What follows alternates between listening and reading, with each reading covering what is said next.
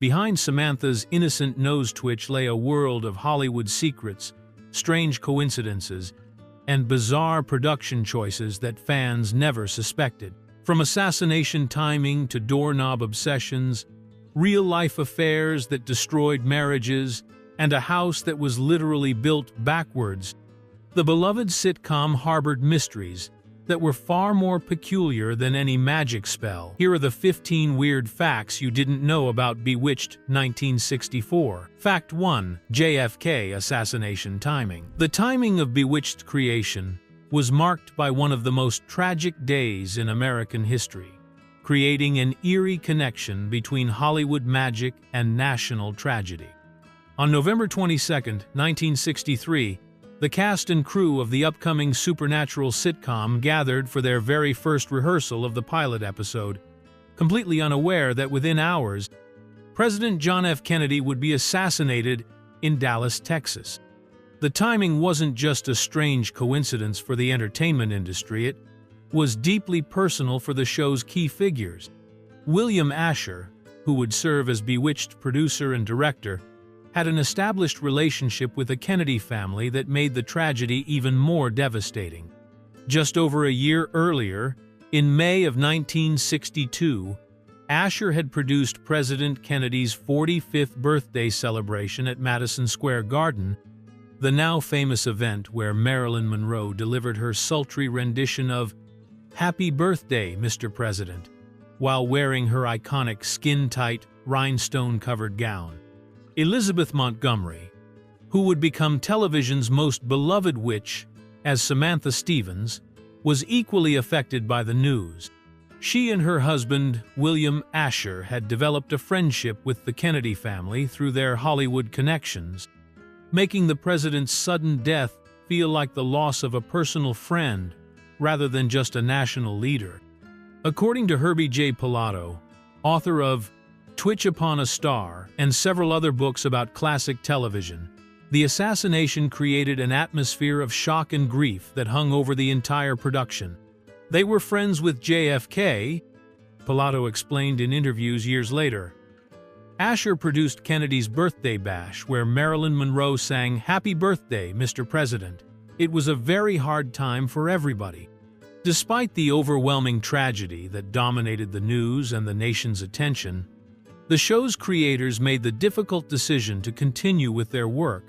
The pilot episode, titled "I Daren't Take This Witch, Samantha," would eventually air on September 17, 1964, launching what would become one of television's most enduring and beloved series, though it began under the shadow of one of America's darkest days. Fact 2. The house was built backwards. The iconic Stevens family home that viewers watched for 8 seasons was actually a mirror image of the real house that inspired it, creating one of television's most unusual architectural secrets. When Columbia Pictures needed to create the perfect suburban witch's house for Bewitched, they found their inspiration in a charming real home located at 267 18th Street in Santa Monica, California. The Santa Monica house had originally been used as the exterior for the 1959 Columbia Pictures film Gidget, where it served as the beachside home of the teenage surfer girl. The studio executives loved the house's classic American suburban look, with its clean lines, welcoming front door, and perfectly manicured appearance that would represent the normal life that Samantha Stevens was trying to live as a mortal housewife. However, when it came time to build the television set on Columbia's backlot, the construction crew made a fascinating decision that would puzzle fans for decades.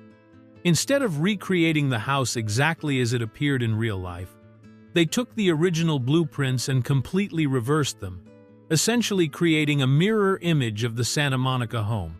The front door that faced left in the real house now faced right on the television set, and every architectural detail was flipped to its opposite position. The backwards house wasn't built from scratch, though. The studio attached the reversed facade to an existing garage that had been sitting on the Columbia Ranch backlot since the 1930s. This garage had previously appeared in other television shows, including several episodes of Hazel, that aired from 1961 to 1963, making the Bewitched house a recycled piece of Hollywood history. The patio and living room sets that were used for interior scenes had an equally interesting backstory, as they were adapted from sets that had been created for Columbia's 1963 film Gidget Goes to Rome. The studio's cost-saving approach meant that Samantha's magical home was built from a combination of reversed architecture, recycled garages, and repurposed movie sets, creating a television landmark that was quite literally backwards from its real-world inspiration. Fact 3. Marion Lorne's doorknob obsession. One of Bewitched's most beloved characters had a quirky hobby that wasn't just written into the script. It came directly from the actress's real life in the most unusual way possible. Marion Lorne, who played the lovably bumbling Aunt Clara, brought her own genuine passion for collecting antique doorknobs to the character, turning a personal obsession into television gold. Aunt Clara was known for her magical mishaps and her strange fascination with doorknobs, often appearing on screen with various ornate door handles that she would polish, admire, and discuss with other characters. What viewers didn't realize was that Marion Lorne actually owned an extensive collection of over 1,000 antique doorknobs in her personal life, making her character's hobby a perfect reflection of her real interests. The actress had been collecting these unique pieces for years before Bewitched ever existed, hunting through antique shops, estate sales, and specialty dealers to find rare and beautiful examples of door hardware from different time periods and styles. Her collection included everything from simple Victorian brass knobs to elaborate crystal and porcelain designs that had once graced the doors of grand homes and historic buildings. When the show's writers learned about Lorne's unusual hobby, they decided to incorporate it into Aunt Clara's character, believing it would add an authentic touch of eccentricity to the already quirky witch. Rather than using fake props or studio replicas, Marion Lorne actually brought pieces from her personal collection to the set, where they were used as authentic props during filming.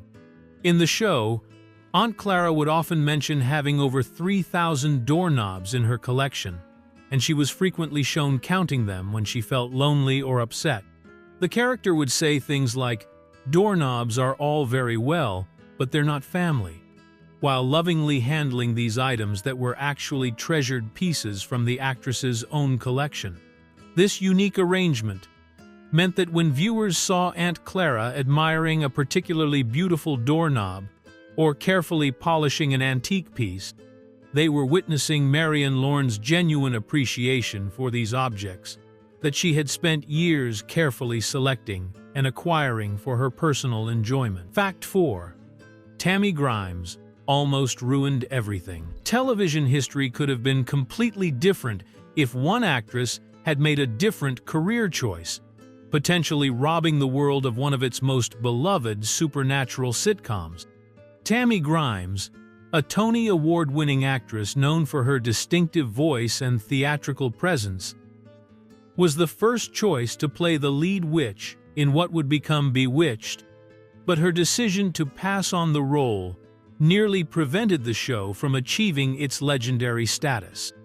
Creator Sol Sachs and the producers at Screen Gems had specifically written the pilot script with Tammy Grimes in mind, envisioning her as the perfect witch to bring their suburban supernatural comedy to life.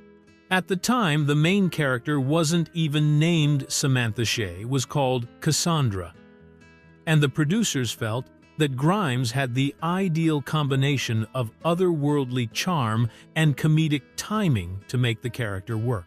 Sachs was particularly drawn to Grimes because of what he described as her elf-like appearance, believing her unique look and theatrical background would bring the right kind of magical quality to the role.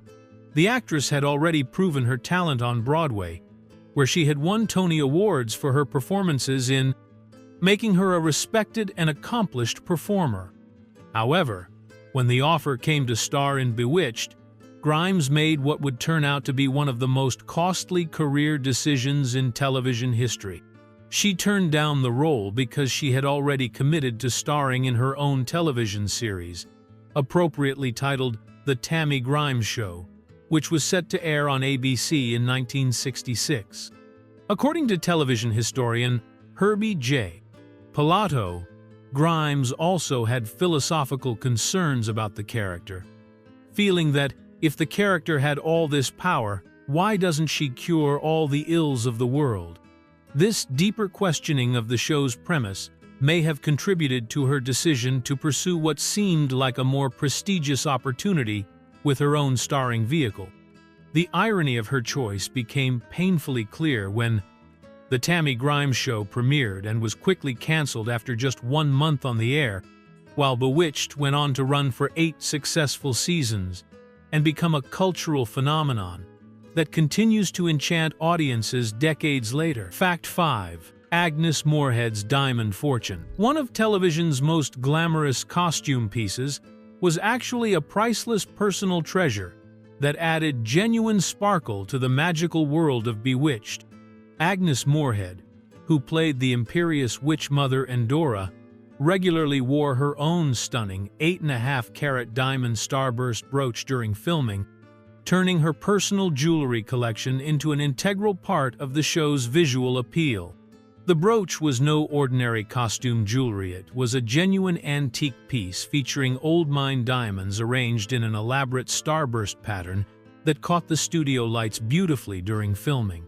Moorehead had acquired this valuable piece long before joining the cast of Bewitched, and it became such a signature part of her wardrobe that viewers came to associate the sparkling accessory with Endora's regal and somewhat intimidating presence.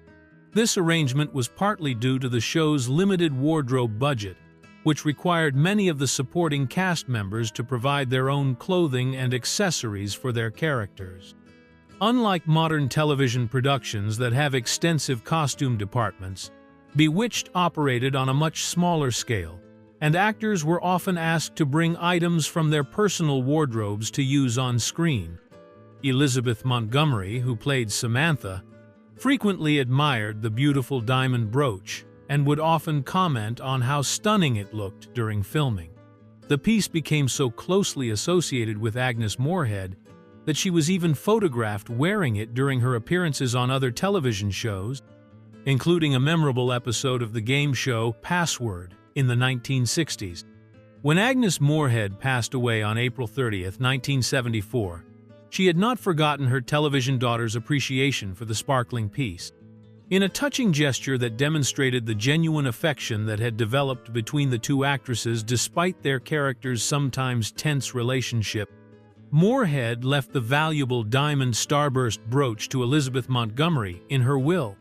Years later, the brooch would make headlines again when Elizabeth Montgomery's son, Bill Asher Jr., decided to offer it for sale through Sotheby's auction house in 2003. The piece was marketed as a unique piece of television history, eventually selling for $6,000 to a collector who recognized its significance as both a beautiful piece of jewelry and a treasured artifact from one of television's most beloved shows. Fact 6. Dick Sargent was actually first choice.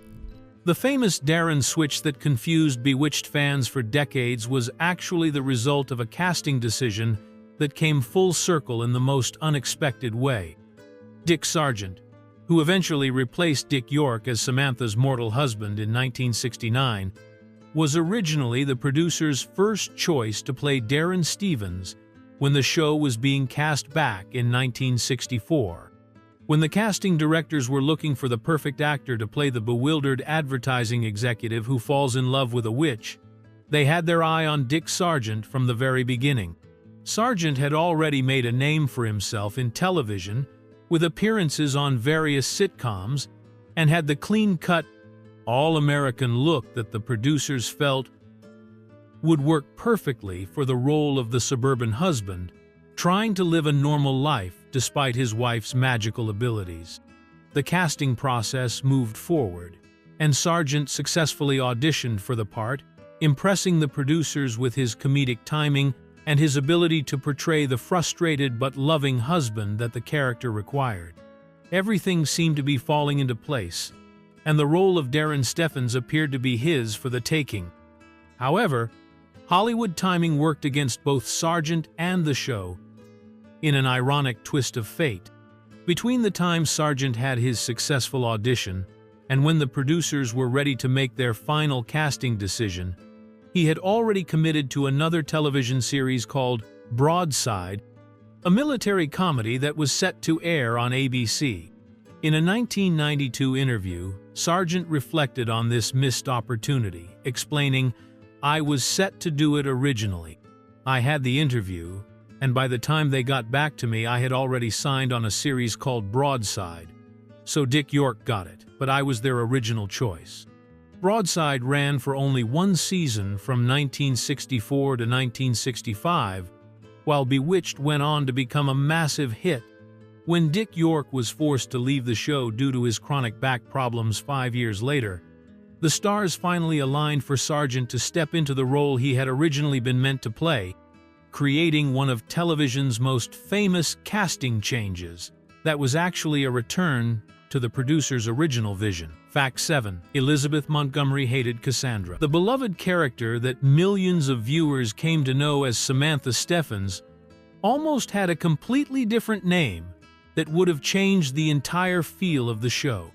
When creator Sol Sachs first wrote the pilot script for Bewitched, he named the main witch character Cassandra, but Elizabeth Montgomery had such strong objections to this choice that she refused to take the role unless the name was changed.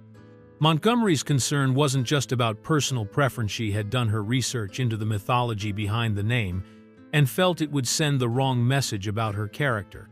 In Greek mythology, Cassandra was a tragic figure who was given the gift of prophecy by the god Apollo, but when she rejected his romantic advances, he cursed her so that no one would ever believe her predictions. This mythological Cassandra was associated with doom, tragedy, and dark prophecies, making her a far cry from the light-hearted, loving wife and mother that the show wanted to portray. According to television historian Herbie J. Pilato, author of The Bewitched book, Montgomery felt strongly that the name Cassandra was too connected to the evil witches of Greek mythology. She understood that the success of the show would depend on audiences falling in love with a witch character who was fundamentally good-hearted and relatable, rather than someone associated with ancient curses and tragic endings. The actress recognized that the show was trying to break new ground by presenting witchcraft in a positive, family-friendly light, and she believed that starting with a name tied to dark mythology would undermine that goal from the very beginning. Montgomery wanted her character to represent the idea that being different or having special abilities didn't make someone evil or dangerous, but rather could be part of a normal, loving family dynamic. The producers respected Montgomery's concerns and agreed to change the name, eventually settling on Samantha, which had a much more modern, approachable sound that fit perfectly with the suburban setting of the show.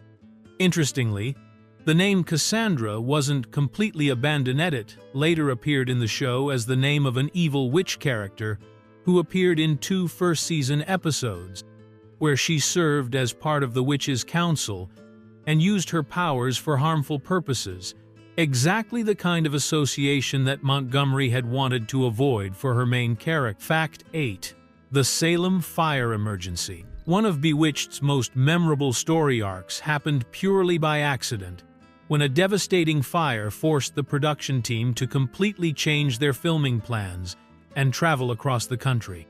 In mid-1970, during the show's 6th season, a fire broke out and destroyed the interior sets of the Stevens family home on the Columbia Pictures backlot in Hollywood, leaving the producers scrambling to figure out how to continue filming the show. The fire created an immediate crisis for the production team, as they had scripts ready to film and a television schedule to maintain, but suddenly found themselves without the main location where most of their scenes took place. Rather than halt production for months while the sets were rebuilt, The creative team made an inspired decision to take the entire cast and crew on location to film what would become known as the Salem Saga episodes. The choice of Salem, Massachusetts, was perfect for both practical and thematic reasons. The historic town was famous for its 17th-century witch trials, making it an ideal backdrop for a show about modern witches, and it provided the production with authentic New England locations that would give the episodes a completely different feel from the usual California-based suburban setting. In June of 1970, the cast and crew packed up their equipment and traveled to Massachusetts, where they set up their temporary headquarters at the historic Hawthorne Hotel in downtown Salem. The hotel not only provided accommodations for the cast and crew, but also became a filming location itself, with several scenes shot in the hotel's lobby and around its distinctive elevators. The production team filmed 8 complete episodes during their stay in Massachusetts, creating a story arc where Samantha, Darren, and Endora travel to Salem for a Centennial Witches Convention that takes place every 100 years. The episodes featured real Salem landmarks including the House of the Seven Gables, the Witch House, and various historic streets and buildings that gave the show an authentic New England atmosphere. These Salem episodes marked the only time during Bewitched's entire 8-season run that the show was filmed away from its Hollywood studio sets and backlot, making them unique in the series' history, and turning what could have been a production disaster into one of the show's most distinctive and memorable storylines. Fact 9. Multiple real-life pregnancies hidden. Elizabeth Montgomery's real-life pregnancies created some of the most creative storytelling challenges and ironic coincidences in Bewitched's production history. During the show's 8-year run, Montgomery was pregnant 3 separate times, and each pregnancy required the production team to find different ways to handle her changing appearance while maintaining the show's continuity.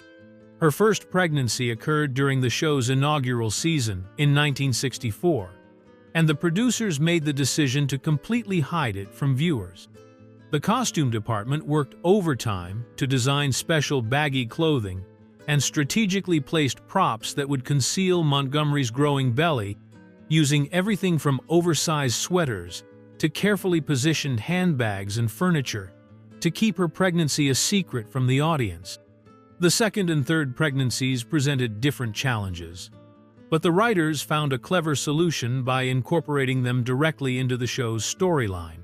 When Montgomery became pregnant again, the writers decided that Samantha Stevens would also be expecting a baby, allowing them to show Montgomery's real pregnancy on screen as part of the character's development. This decision led to one of the most amusing coincidences in television history. During Montgomery's second pregnancy, when she was actually carrying a son in real life, her character Samantha was written to be pregnant with Tabitha, who would be born as a daughter on the show. The real-life biology and the fictional storyline were completely opposite, creating a strange irony that only the cast and crew were aware of at the time. The situation became even more interesting during Montgomery's third pregnancy, when the reverse happened. While Montgomery was pregnant with a daughter in her personal life, her character Samantha was carrying Adam, who would be born as a son on the show.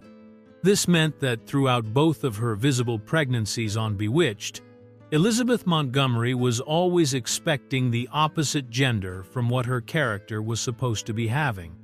The births of both Tabitha and Adam became significant plot points in the series, with the children developing their own magical abilities and becoming important recurring characters. These storylines allowed the show to explore new family dynamics while successfully incorporating Montgomery's real-life circumstances into the fictional world of suburban witchcraft that millions of viewers had come to love. Fact 10. The Nose Twitch Secret. The most iconic gesture in television history wasn't actually what it appeared to be, and the magical nose twitch that defined Samantha Stevens was based on a real-life quirk that Elizabeth Montgomery had long before she ever auditioned for Bewitched. What millions of viewers believed was a perfectly controlled nose wiggle was actually an optical illusion created by Montgomery moving her upper lip back and forth in a rapid motion that made it look like her nose was twitching. Montgomery herself was not naturally able to wiggle her nose on command, despite what fans might have assumed after watching her perform the gesture thousands of times throughout the show's 8-season run. The actress had to develop a technique that would create the visual effect that the producers wanted for Samantha's spellcasting, and she discovered that by quickly moving her upper lip and the muscles around her mouth, she could create the appearance of nose movement that looked magical on camera. The inspiration for this signature gesture came from Montgomery's own personal habits, which her husband and the show's producer William Asher had observed during their marriage. Asher revealed that the nose twitch wasn't something that was invented specifically for the character of Samantha, but was actually based on a nervous tic that Montgomery had in real life. According to Asher, Montgomery would unconsciously make this lip and facial movement when she became nervous, frustrated, or was concentrating on something difficult. He noticed this habit during their personal interactions and suggested that it would be perfect for Samantha's magical gestures, since it already looked somewhat mystical, and would be something that Montgomery could perform naturally without having to learn a completely new physical skill.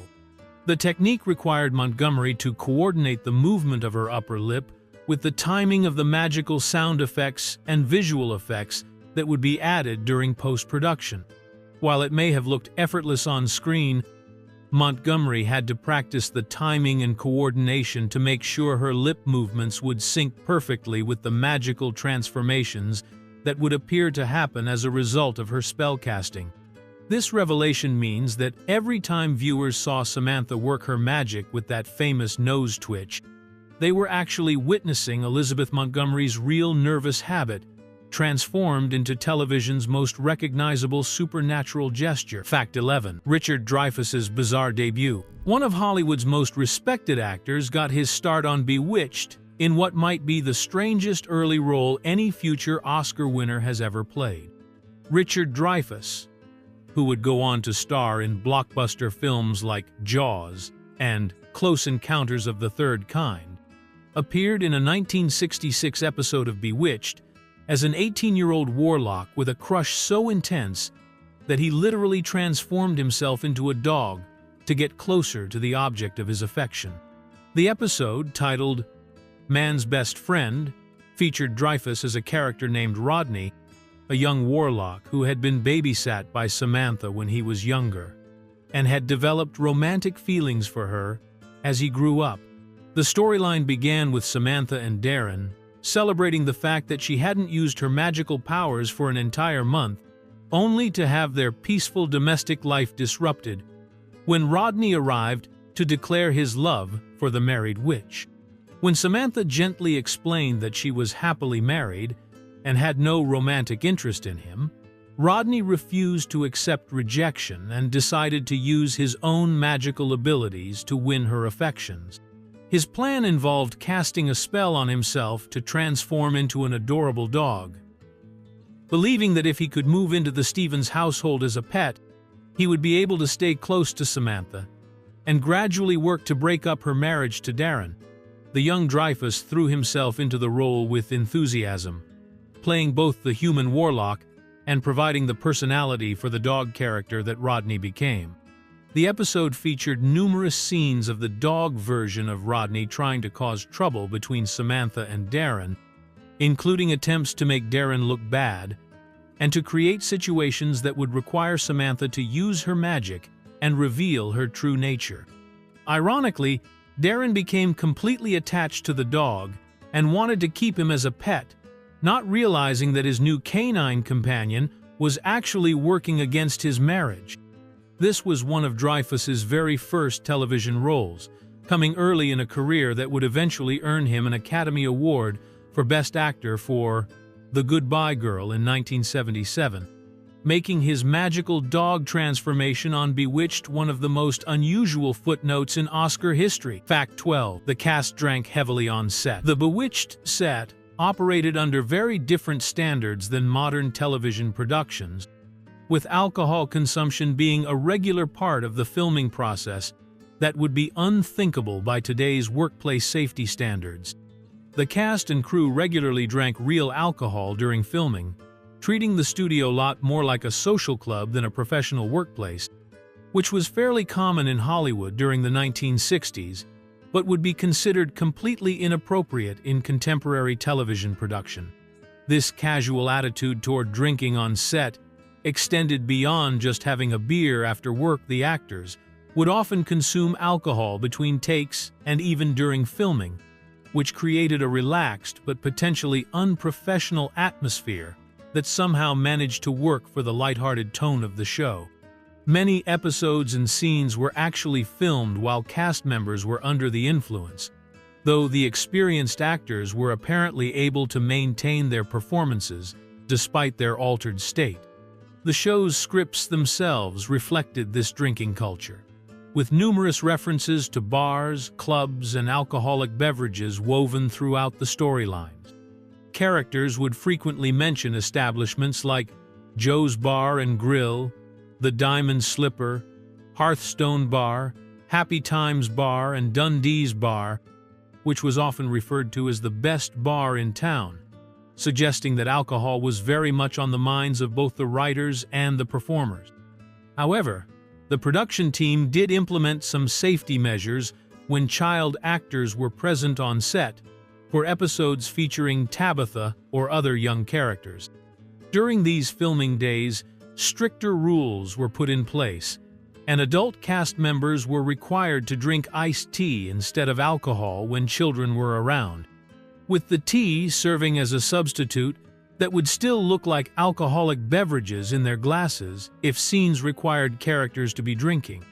This arrangement meant that young actors like Erin Murphy, who played Tabitha, and other child performers were protected from being exposed to the heavy drinking culture that characterized much of the show's production, while still allowing the adult cast to maintain their preferred working environment during scenes that didn't involve children. The contrast between the magical, family-friendly content of the show and the behind-the-scenes drinking culture illustrates how different television production was during the 1960s compared to the highly regulated, safety-conscious environment of modern Hollywood. Fact 13. Agnes Moorehead made Dick Sargent cry. The replacement of Dick York with Dick Sargent created one of the most uncomfortable working relationships in television history, with Agnes Moorehead making her displeasure so obvious and harsh that it reduced her new co-star to tears on multiple occasions. Moorehead, who played Endora, had developed a close friendship with Dick York during his 5 years on the show, and she was absolutely devastated when health problems forced him to leave the series in 1969. The bond between Moorehead and York went far beyond just professional courtesy, as they had discovered a genuine spiritual connection that made their working relationship particularly meaningful. Moorehead was a deeply religious fundamentalist Christian, while York was interested in New Age spirituality, and despite their different approaches to faith, they found common ground in their spiritual discussions and mutual respect for each other's beliefs and acting abilities. When Dick Sargent stepped into the role of Darren Stevens, Moorehead made no effort to hide her resentment about the casting change. At the very first script reading with the new cast member, she made her feelings brutally clear by announcing in front of the entire assembled cast and crew that she did not like the change, creating an immediately hostile work environment for Sargent before he had even had a chance to prove himself in the role. Moorehead's treatment of Sargent continued to be cold and unwelcoming throughout his time on the show, and she reportedly acted so dismissively toward him that she brought him to tears on several different occasions. Her behavior was particularly cruel because Sargent was already struggling with the challenge of replacing a beloved cast member and trying to establish his own interpretation of the character while living up to the expectations of fans who had grown attached to York's version of Darren. Years later, Dick Sargent would describe Agnes Moorehead as a tough old bird when reflecting on their difficult working relationship, though he maintained a professional attitude about the situation. Moorhead's loyalty to Dick York was so strong that she continued to defend his contributions to the show even after his departure, and she never fully accepted Sargent as a worthy replacement for the actor she considered to be both a close friend and a brilliant performer. Fact 14. Shared sets. With I Dream of Jeannie. Television's two most famous supernatural sitcoms were literally neighbors during production, with the Bewitched and I Dream of Jeannie sets located right next to each other on the Screen Gems studio lot, creating an unusual behind-the-scenes connection between the competing magical shows. This close proximity wasn't just a coincidence. Both series were produced by the same studio, Screen Gems, which made it practical and cost-effective to house the productions in adjacent soundstages. The neighboring setup led to an extensive sharing arrangement that went far beyond just physical space, as both shows regularly exchanged props, furniture, and even entire set pieces to help keep their production costs manageable.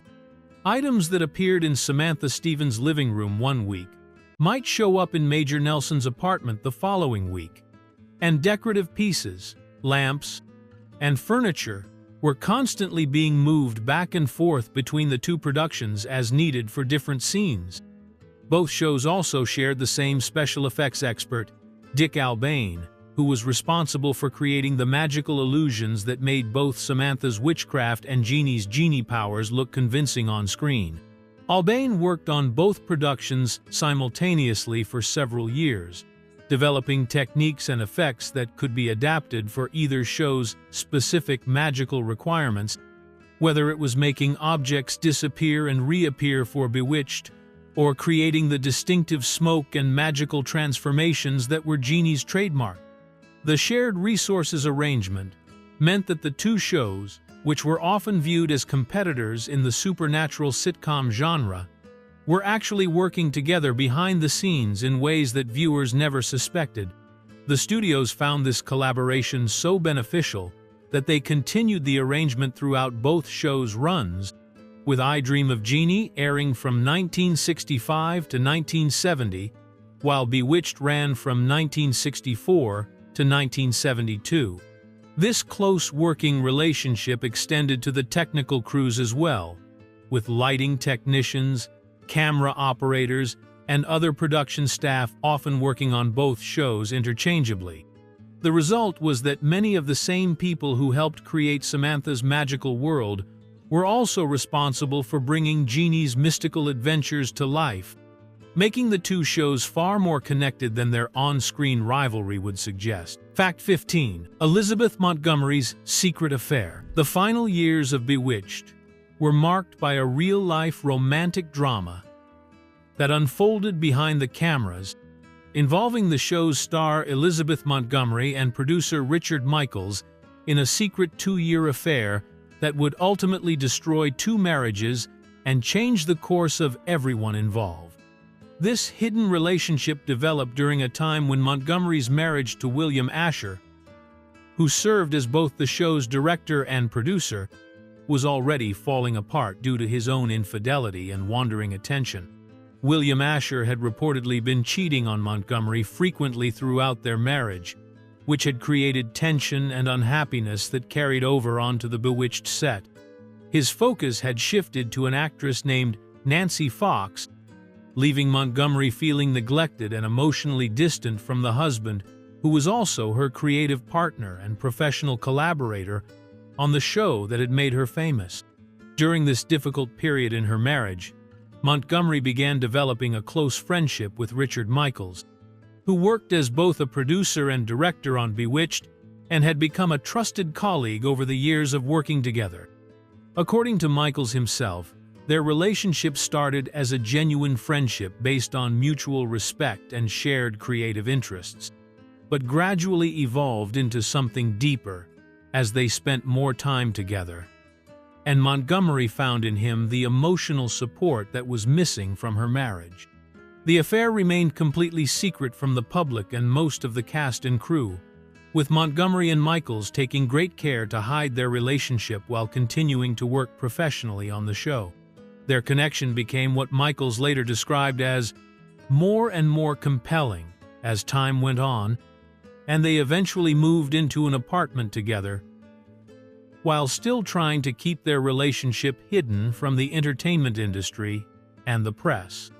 The secret affair ended Michaels's own marriage and coincided with the final breakdown of Montgomery's relationship with Asher, whose attention had become completely focused on Nancy Fox. Montgomery and Asher officially divorced in 1973, shortly after Bewitched ended its 8-season run, bringing to a close both a successful television partnership and a troubled personal relationship that had been strained by the pressures of Hollywood success and mutual infidelity.